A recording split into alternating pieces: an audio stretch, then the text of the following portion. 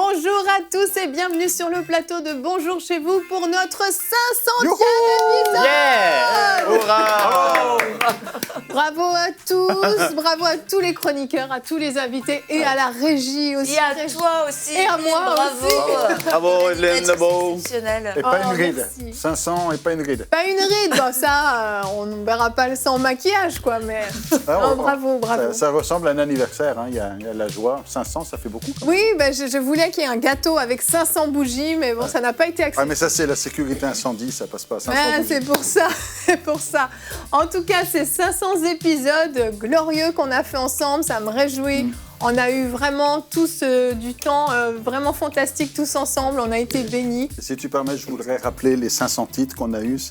À toi la parole. Le premier, je pense que c'était Crois Si tu seulement. crois seulement, voilà, exactement. Ah, Crois parce qu'il y a eu seulement. les prototypes avant, c'est Il y ça. a eu des prototypes avant, mais Crois seulement, effectivement, qui a été la première émission, qui était une glorieuse émission. Et aujourd'hui, on a un thème quand même d'émission, ce n'est pas 500e épisode, c'est Avez-vous un fardeau pour le peuple francophone? C'est notre thème du jour. C'est notre fardeau, en tout cas à nous, à EMCI. Et on va prendre le temps aujourd'hui de partager ce fardeau, mais aussi de vous le communiquer, parce qu'on croit que toute la francophonie doit porter ce fardeau-là pour la francophonie, non pas un fardeau qui écrase, mais un fardeau qui pousse à l'action pour le salut d'un plus grand nombre.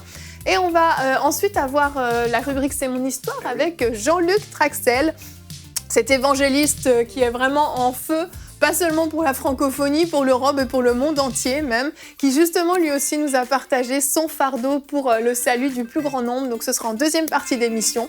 Mais avant ça, on va commencer avec toi, chérie, dans la pensée du jour. Tellement heureux aujourd'hui de partager pour cette 500e émission, cette pensée du jour avec vous. Et cette pensée du jour qui est tellement importante puisque le thème aujourd'hui c'est « Avez-vous un fardeau pour la francophonie ?» Et je peux vous dire qu'à EMCI, comme on le partage souvent, nous avons ce fardeau pour la francophonie. Et ce fardeau ne vient pas de nous, mais c'est le fardeau que le Père a dans son cœur, qu'il nous a partagé. Voyez-vous, il y a tellement de personnes dans le monde, on les regarde passionnés pour le royaume de Dieu, on les regarde se donner à fond, mais en réalité c'est parce qu'ils ne portent pas leur propre fardeau, mais Dieu, qui a son fardeau dans son cœur, leur a communiqué son propre fardeau. Et notre fardeau, c'est pour ce peuple francophone, ce peuple qui est notre peuple, ce peuple qui réunit plusieurs nations dans la francophonie, sur plusieurs continents, dans les îles. Et aujourd'hui, on aimerait vous partager ce cœur du Père, ce fardeau qui est dans le cœur du Père, pour que le Père puisse vous communiquer aussi ce fardeau. Vous savez, le cœur de Dieu saigne pour chaque perdu qui va en enfer. Et on sait que la francophonie a besoin de vivre ce réveil spirituel et que bon nombre d'âmes vont aujourd'hui en enfer, dans ce lieu de perdition pour l'éternité. Et Dieu est vraiment concerné, son cœur saigne, et il veut que le peuple de Dieu sur cette terre se lève et se positionne pour que, à travers son peuple, Dieu puisse agir puissamment sur cette terre par son esprit pour sauver un maximum d'âmes. Mais le salut, quand on dit que la francophonie sera sauvée, ce n'est pas juste sauver de la vie éternelle. Le mot sauver, c'est le mot sozo qui est plus complet, c'est un salut complet. Et dans le cœur du Père, il y a un autre fardeau, c'est celui de voir son peuple, qu'il a racheté non pas avec l'or et l'argent périssable, mais par le sang précieux de son Fils Jésus-Christ, mort à la croix du Calvaire et ressuscité. C'est par ce sang précieux que ce peuple a été racheté pour que ce peuple ne soit plus esclave du diable, pour que ce peuple ne soit plus dominé par le diable. Et ce fardeau, le salut de la francophonie, ce n'est pas juste amener une âme au Seigneur, mais c'est aussi amener cette âme qui est sauvée à une complète restauration, à une complète guérison, à une complète délivrance. Et Dieu veut nous communiquer ce fardeau pour la francophonie, pour que la francophonie marche dans la victoire et dans les bénéfices de l'œuvre de Jésus-Christ crucifié et ressuscité. Alors, j'aimerais vous dire, oui, il y a Moïse, pensez à Moïse. Moïse menait une petite vie tranquille. Il menait sa petite vie tranquille avec ses moutons, il était bien, mais Dieu est venu trouver en Moïse cet homme à qui il allait communiquer ce fardeau. Mon peuple souffre, j'ai entendu leurs cris. J'ai entendu leurs larmes. Et toi, Moïse, va les secourir. Et Dieu a communiqué à Moïse son fardeau. Imaginez Néhémie. Néhémie était tranquille, les chansons du roi, dans l'abondance, dans le bien-être. Et là, Dieu est venu déposer dans le cœur de Néhémie un fardeau pour la sainte Jérusalem, la sainte ville de Dieu complètement détruite. Et là, Néhémie a voulu reconstruire. Et Dieu aujourd'hui veut vous communiquer, vous aussi qui nous suivez, ce même fardeau pour la francophonie. Vous savez, le monde entier aujourd'hui vit un réveil. Partout dans le monde, on voit un réveil. Mais la francophonie n'a pas encore vécu ce grand réveil qu'il va vivre. Et j'aimerais vous dire, Dieu n'a pas oublié la francophonie, il va le vivre, ce réveil. Aujourd'hui, plus de 25 nations dans le monde sont actuellement en train de vivre un réveil. On en parlait avec l'équipe avant. Même le milieu arabe est en train de vivre un puissant réveil. La Syrie, l'Algérie, en ce moment, des femmes partout se lèvent. Mais j'aimerais vous dire que dans toute l'histoire de l'humanité, le réveil se produit non pas avec des efforts humains, mais par la puissance de l'Esprit de Dieu. Zacharie 4,6 dit « Ni par votre force, ni par votre puissance, mais par mon esprit, dit l'Éternel. » Alors aujourd'hui, je crois que la chose que Dieu voudrait communiquer en priorité à son peuple, c'est un fardeau pour la prière. Parce que sans la prière, sans des genoux qui fléchissent, sans un peuple qui est là et qui crie à Dieu, qui intercède pour le salut de la francophonie, nuit et jour, Seigneur sauve, qui prie pour les nations au lieu de prier pour leur ventre, je vais vous dire, quand on va commencer à prier pour notre peuple, pour la francophonie, encore plus s'unir dans la prière, l'Esprit de Dieu va se mouvoir et Dieu va susciter des ouvriers. C'est pourquoi Jésus a dit, priez afin que le Père envoie des ouvriers dans la moisson. Alors j'aimerais vous dire aujourd'hui, recevez ce fardeau du Père pour le salut complet de la francophonie et commençons à fléchir davantage les genoux en intercession, non pas pour nous, non pas pour nos petits problèmes, mais pour le salut des nations de la francophonie. Amen. Merci beaucoup.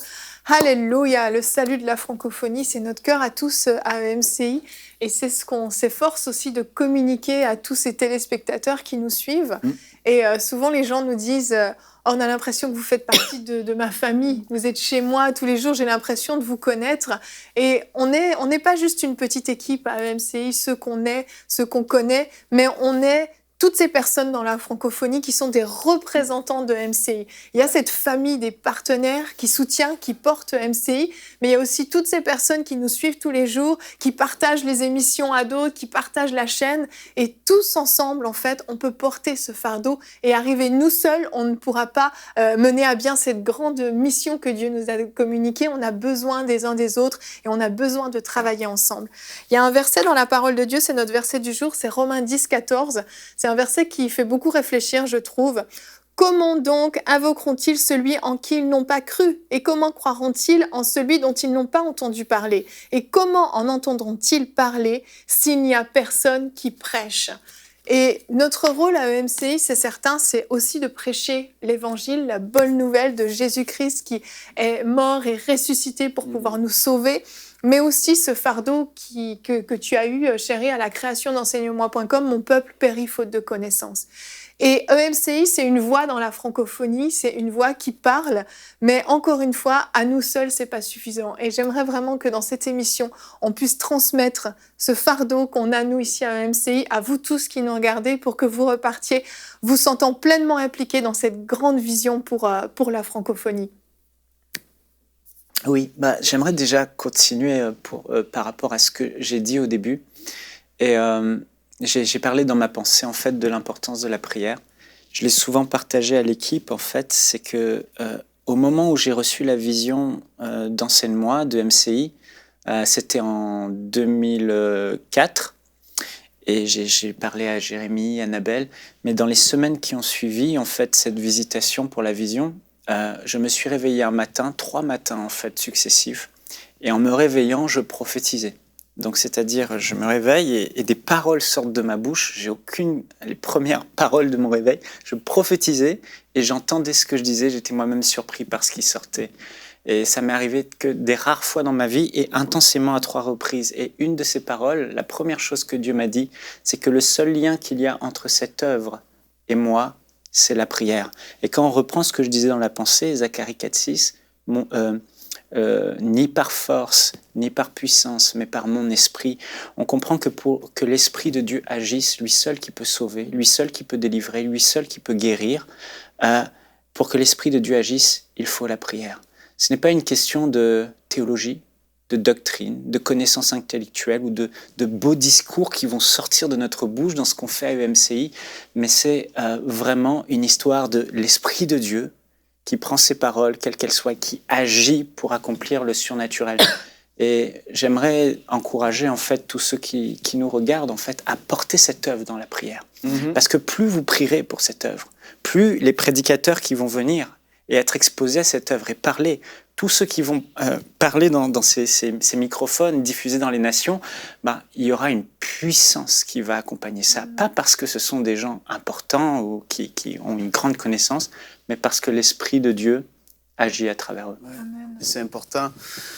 C'est plus technique que ce que je vais dire là, mais on va envoyer bientôt un magazine.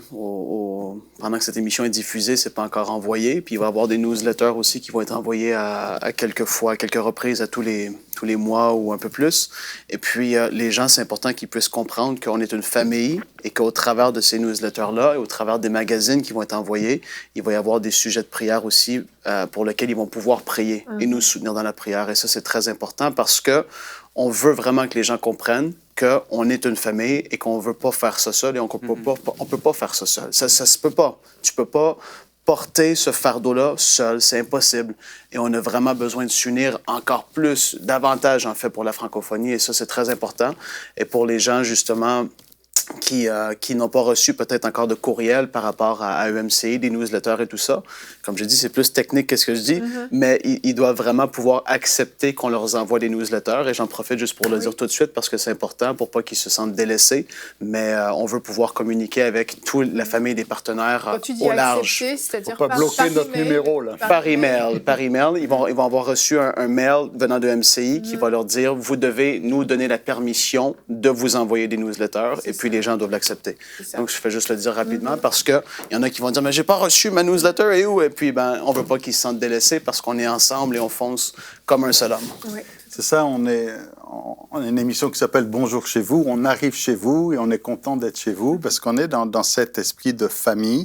On est déjà une famille à EMCI sur le plateau et qui représente la francophonie. Là, je regardais le plateau, je dis, bon, on a un Québécois, comme on dit ici, un Québécois pur laine, hein, un vrai Québécois, on a une Suissesse.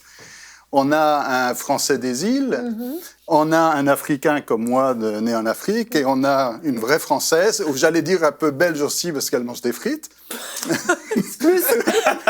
J'aurais plutôt dit asiatique parce qu'elle a les yeux bridés.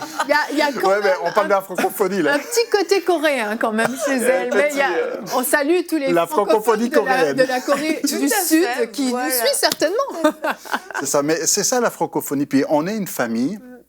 Et on est une famille sur ce plateau, mais aussi on a une grande famille de partenaires et on veut rester en famille. Et en famille, c'est se réjouir en famille pour toutes les belles choses. Et c'est ce qu'on veut faire au travers des lettres de nouvelles, du magazine. Mais c'est aussi partager notre cœur. Et pas simplement dire c'est le cœur de MCI, de voir la francophonie se réveiller, se lever, embraser sa destinée, être touché par la gloire de Dieu. Mais on ne veut pas être seul là-dedans. On veut dire, hey, on est en famille, venez avec nous, on est ensemble et il faut prier. Oui. Moïse voulait voir la gloire de Dieu. Il dit à Dieu, montre-moi ta gloire. Et Dieu l'amène sur une montagne.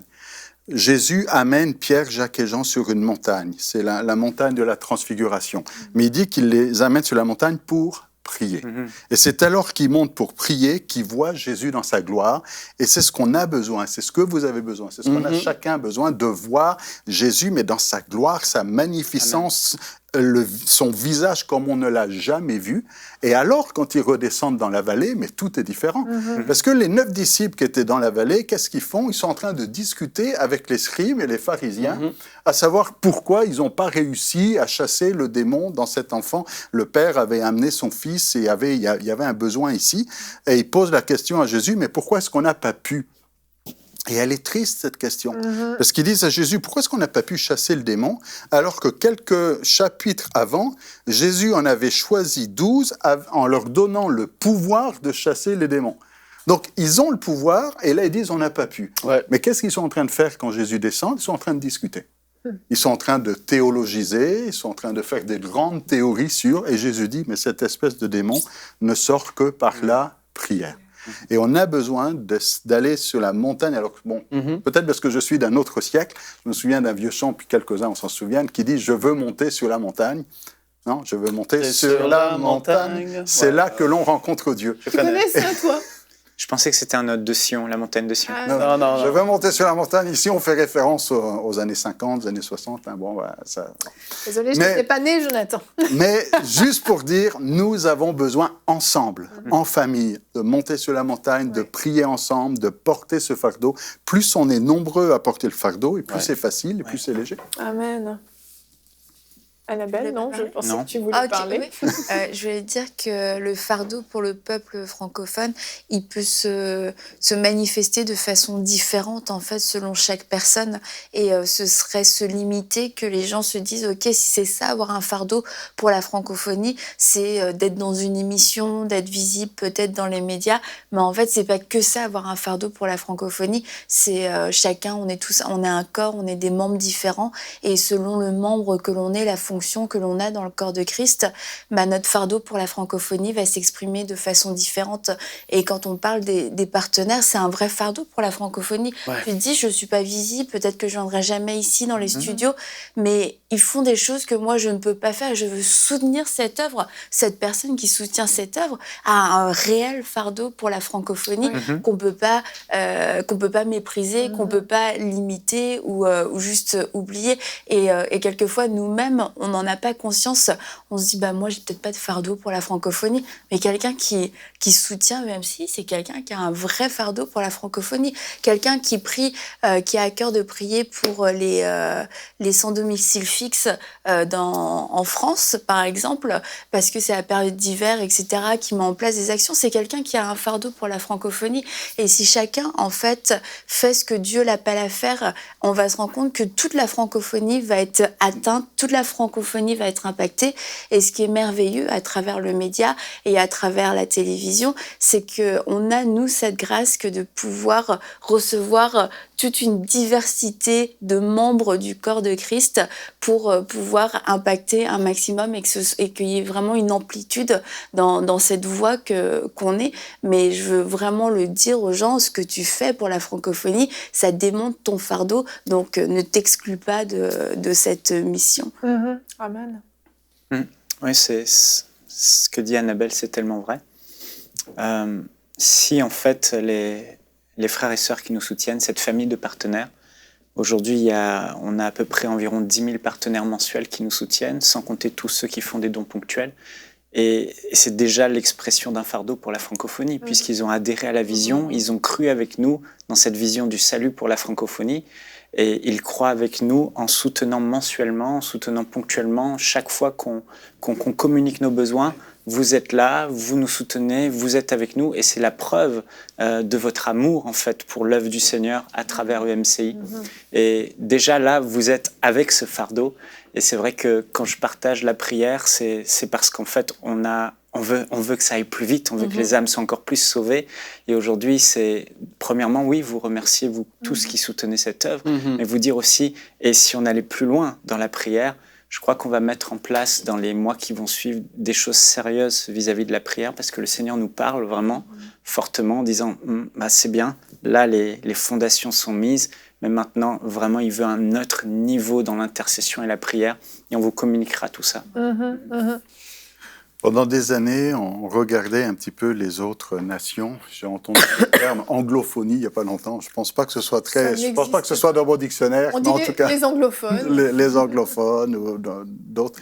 Et on avait toujours l'impression que bon, ça allait mieux ailleurs, mais que chez les francophones, c'était le parent pauvre un petit peu du christianisme, en tout cas du christianisme évangélique. On oublie que dans la réforme et dans le protestantisme, les francophones ont eu un rôle majeur. Vraiment ? Bon, évidemment, en Allemagne avec Luther, mais il y a eu aussi Calvin, qui était un Français, même s'il allait s'exiler en Suisse. Heureusement, Anne n'est pas là, tu peux parler de Calvin. Bon, on va parler de Zwingli ou d'autres encore, mais en tout cas, on a eu les Huguenots. La francophonie a fait partie de ce réveil mondial que Dieu a utilisé les francophones. Et aujourd'hui encore, les francophones ont un rôle à jouer sur la surface de la terre. Merci Seigneur pour tout ce qui se passe dans le monde anglophone. Merci Seigneur pour tout ce qui se passe dans le monde hispanophone. Hein. On pense à l'Amérique du Sud, on pense qu'il se passe aux Philippines, il se passe de belles choses, mais dans la francophonie, il y a aussi de belles choses. Et parmi les médias, on est déjà dans le miraculeux aujourd'hui avec EMCI. On voit, il y a un élan qui est là, il y a déjà quelque chose qui est là, et on croit que ça va encore aller mieux et davantage. Ça, c'est important de le dire parce que je réfléchissais à toutes les choses qui ont pu être présentées, même à la rubrique culture et médias avec c'est ça, avec Nadine. Je cherchais le mot, là. Tu connais l'émission Bonjour chez vous? Je la connais assez. Tu devrais regarder. J'avais le doute sur médias. Ça fait 500 épisodes, Frank. Donc, je réfléchis à tout ce qui était présenté. Je me dis, vraiment, il y a des gens qui se lèvent, en fait. Magnifique. Vraiment. Tu compares il y a 10 ans, et puis tu vois tout ce qui se fait jusqu'à présent à travers le monde francophone. Tu dis, il y a vraiment des gens, des jeunes adultes de tous les âges qui se lèvent et qui font des choses de qualité, des choses excellentes pour Dieu, qui n'étaient pas là auparavant, même côté musical aussi. Oui. Le Québec, musicalement, il y a des belles choses qui sortent du Québec, musicalement pour la francophonie aussi. Et tu dis, Dieu commence déjà, il y a quelque chose, ça bouge en fait. Oui. Et puis on le voit que, et puis là, nous, l'Afrique aussi, c'est clair, il se passe beaucoup de choses là-bas. Mais je fais juste dire ça parce que je vois qu'est-ce que Dieu est après commencé à faire en fait. Et puis nous, on a hâte et on a tous hâte à la grande explosion, le salut, tout, mais ça commence. Et il faut célébrer ce qui se fait et il faut continuer à prier dans cette direction-là et pas dire, nous encore, Non, on fonce vraiment. Michael citait cette parole de Zacharie, ni par force ni par puissance, mais dans le même contexte, un petit peu après ou un petit peu avant, il y a ceux qui méprisaient les faibles commencements. On se réjouir en voyant la gloire de ça. Et donc, il ne faut pas mépriser. Il y a un commencement. Peut-être certains disent, c'est pas grand-chose. Non, c'est déjà formidable parce que ça annonce de grandes choses. Vraiment. Vraiment, je crois que vous aimez la francophonie, mais j'aimerais que vous puissiez aimer encore plus la francophonie. Moi, je dis souvent ça, mais la francophonie est belle. On aime la francophonie. Et la francophonie, on a peut-être pensé que c'était l'Europe ou justement l'Afrique, mais la francophonie, c'est tout ça. C'est juste qu'en Polynésie française, je voulais le signaler parce qu'on a une sœur qu'on connaît bien de Polynésie française qui m'a dit, mais on vous suit, on est nombreux à vous suivre là-bas aussi. Il y a peu d'églises en plus. Donc pour certains, c'est leur seule nourriture. Donc on salue nos amis de Polynésie française. Mais on a cité les îles, hein. On a tout ce qui est les Antilles françaises. Nouvelle-Calédonie, exactement. Île de la Réunion, qu'on salue. C'est très gros, en fait, parce que si on regarde une carte du monde, on va réaliser que la francophonie est partout. On est répartis partout. C'est pas juste un endroit, c'est partout. Et s'il y a des feux qui commencent à consumer la francophonie partout où la francophonie se trouve, ce feu peut se répandre même au-delà des frontières de la francophonie. Et j'aimerais vraiment qu'on puisse se réjouir pour la francophonie, alors que, comme tu disais, Jonathan, on a tellement souvent minimisé la francophonie, dit « Oh, les francophones, c'est petit, c'est pas une bonne qualité, c'est ci, c'est ça ». La francophonie a été beaucoup individuelle pendant beaucoup d'années. Chacun faisait les petites choses dans son coin. Et je déclare qu'on est dans une nouvelle saison où la francophonie vraiment s'unit, se lève ensemble, même si on n'est pas d'accord sur tous les petits détails. On se lève ensemble et puis on décide vraiment de s'impliquer pour le réveil. Et bientôt, il va y avoir les conférences EMCI aussi qui vont arriver. Alléluia! Ça va être puissant.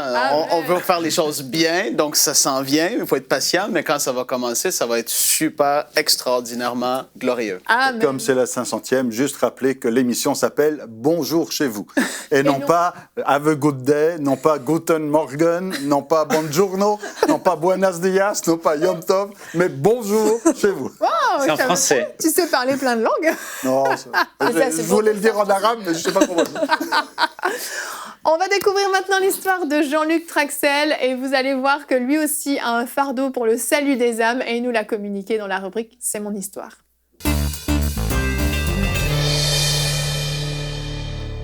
On se retrouve pour la rubrique « C'est mon histoire ». Aujourd'hui, j'ai le grand plaisir et honneur d'avoir avec moi l'évangéliste Jean-Luc Traxel. Bonjour Jean-Luc. Bonjour. Comment vas-tu ? Fantastique. Moi je suis trop contente de t'avoir vraiment dansé mon histoire. Et en plus, on va parler de quelque chose qui brûle sur ton cœur. Donc, ça va être super. On va parler d'une évangélisation pour l'Europe, d'un ministère qui s'appelle Europe Shall Be Saved, et aussi de soirées pour les jeunes qui s'appelle Holy Spirit Night. Tu fais parmi les fondateurs de ces événements, mais premièrement, tu es le président et fondateur de l'AIMG, Association internationale des ministères de guérison. Je l'ai eu, c'est bon ? Ça, bravo. Je me suis entraînée 10 fois. Tu es quelqu'un qui est hyper actif dans le milieu chrétien, et pas seulement francophone, on va voir. Tu as vraiment un fardeau pour l'Europe, tu es dans cette saison-là.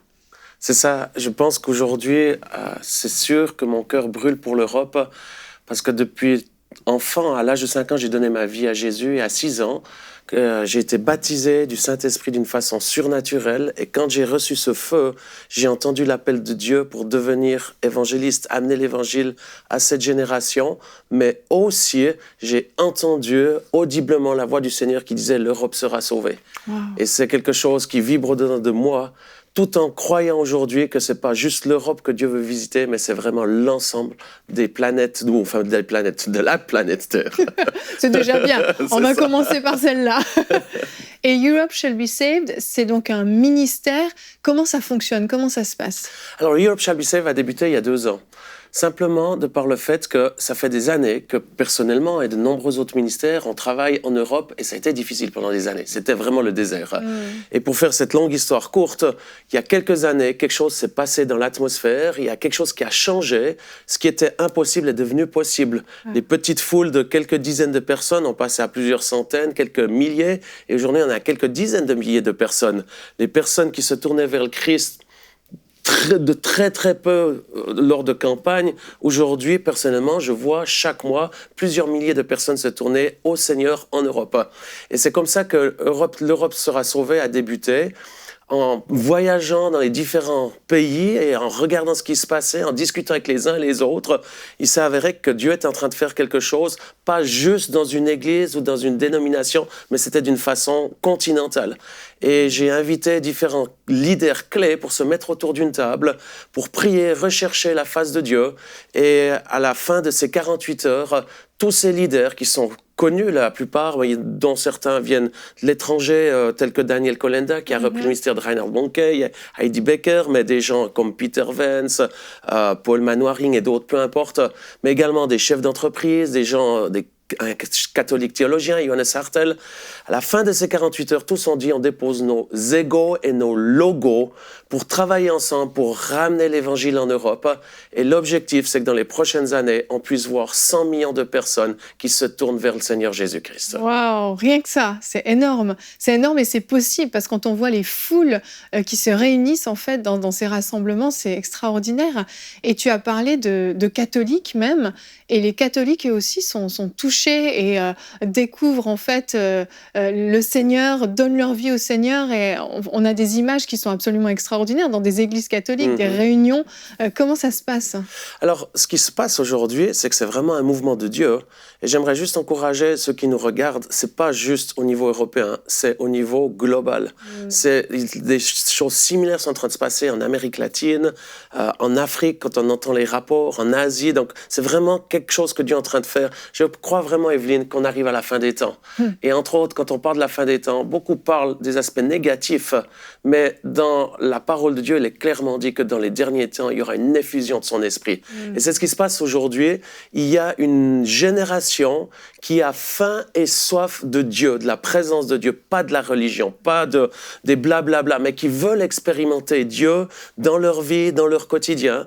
Et alors qu'ils sont dans une recherche, une faim, une soif de ce Dieu vivant, plusieurs qui n'étaient peut-être pas forcément enfants de Dieu, mais qui ont simplement faim, ou aussi des gens qui avaient une éducation religieuse, mais qui ne connaissent pas forcément Jésus. C'est le cas de beaucoup en Europe. Et qui simplement, par cette faim et soif, l'Esprit de Dieu vient sur eux. Et alors qu'ils sont visités par la présence et la puissance du Saint-Esprit, l'Esprit Saint leur révèle Jésus. Et beaucoup aujourd'hui se tournent vers Jésus, demandent à Jésus de les sauver, croient que Jésus est le chemin, la vérité, la vie. Et alors qu'ils sont là, rassemblés autour de Dieu le Père, dans sa présence, avec l'effusion du Saint-Esprit qui, comme tu l'as dit, n'arrive pas juste chez les pentecôtistes ou charismatiques. Il y a une effusion de l'Esprit sur toute chair, chez les ménonites, chez les baptistes, chez les jeunes, les moins jeunes. Et entre autres, alors qu'il y a cette effusion de l'Esprit, il y a ce mot qui vient « aller, aller, aller parmi les nations, annoncer l'Évangile ». La moisson est mûre. Et c'est ce qui se passe aujourd'hui. C'est des milliers de leaders en Europe qui se mettent ensemble pour annoncer l'Évangile, que ça soit à travers les médias, que ça soit à travers différentes formes d'évangélisation, mais également c'est comme une famille qui est là, qui s'aime, qui travaille ensemble autour de la présence, mais aussi comme une armée qui fonctionne avec la prière. C'est des milliers de gens aujourd'hui qui forment, on pourrait dire, l'armée de l'air, qui sont là, qui prient pour un réveil, qui prient et qui jeûnent, mais qui sont rattachés avec ceux qui vont sur le terrain, de lieu en lieu, qui louent des espaces, des salles, même des gros stades, tout comme avec ceux qui sont dans les affaires, la louange pour ramener vraiment le son de Dieu. Et c'est comme le Seigneur est en train de ramener son peuple à reprendre le continent européen pour Jésus-Christ. Et c'est notre désir, c'est que Jésus puisse régner sur notre continent et sauver la multitude. Amen. Toi, Jean-Luc, tu es un évangéliste, hein, on l'a compris, même si je ne t'avais pas présenté comme ça, on l'a compris. Tu as ce cœur-là, mais tu as fait des réunions d'évangélisation depuis des années. Qu'est-ce qui change avec Europe Shall Be Saved? Qu'est-ce que ça apporte en plus que ce que tu pouvais faire avant? Parce qu'on sait, en Europe, tu as déjà beaucoup tourné dans les pays de l'Est, particulièrement par le passé. Qu'est-ce que ça change? Je pense que la grande différence aujourd'hui, c'est plus une question d'un ministère ou d'une église, c'est le Seigneur, il amène l'unité. On n'est pas en accord sur tout, même sur la théologie, on n'est pas en accord, mais on n'est jamais en accord avec tout, même déjà avec moi-même, des fois je suis pas en accord. Donc comment on peut être en accord avec des gens qui sont d'autres dénominations? Mais une chose qu'on peut faire, c'est, alors qu'on aime notre Dieu de tout notre cœur, c'est de suivre son commandement qui est d'aimer son prochain comme soi-même. Et alors qu'on s'aime, qu'on se respecte, qu'on apprend les uns les autres, il y a une urgence, c'est d'annoncer l'évangile, la moisson est mûre. Et aujourd'hui, c'est pas un ministère, c'est on travaille ensemble avec différents styles, différentes couleurs. Et puis je pense que ce qui fait aussi la différence aujourd'hui, c'est que ça touche essentiellement la jeune génération. Dans les photos que l'on voit qui sont en train de passer, il y a un mouvement parmi les jeunes. Je pense à Holy Spirit Night, dont je ne suis pas fondateur, mais je suis membre du conseil et c'est entre autres mon beau-fils qui est le responsable de ce mouvement. C'est pour les jeunes, c'est des rencontres de jeunes dans des villes, des différentes capitales d'Europe notamment, où on invite les jeunes à venir, que ça soit dans une discothèque, que ça soit dans un congrès, dans une salle de congrès, ou même dans des stades. Et les jeunes viennent pour expérimenter le Saint-Esprit. Et il y a une affusion du Saint-Esprit, comme on peut le voir en Lettonie, où on l'a vu à Varsovie, au Portugal. Là, je parlais juste avant l'émission, comment on a rempli cette discothèque, la plus grande discothèque à Prague, 1300 jeunes, bondés, pleins à craquer, des centaines de jeunes d'or qui expérimentent le Saint-Esprit. Et quand ils expérimentent le Saint-Esprit, ils ont la révélation de Jésus, parce que le Saint-Esprit nous révèle Jésus. Ils invoquent le nom de Jésus et ils sont sauvés par milliers. C'est ce qui se passe aujourd'hui. Mais la bonne nouvelle est, à nouveau, c'est pas qu'en Europe, ça se passe partout dans le monde. C'est ça. Et en parlant de ces soirées Holy Spirit Night, on a une vidéo qu'on va regarder. Ça s'est passé en Lettonie. Ça nous donne un mini aperçu de ce qui peut se passer. Donc on la regarde tout de suite. Très bien.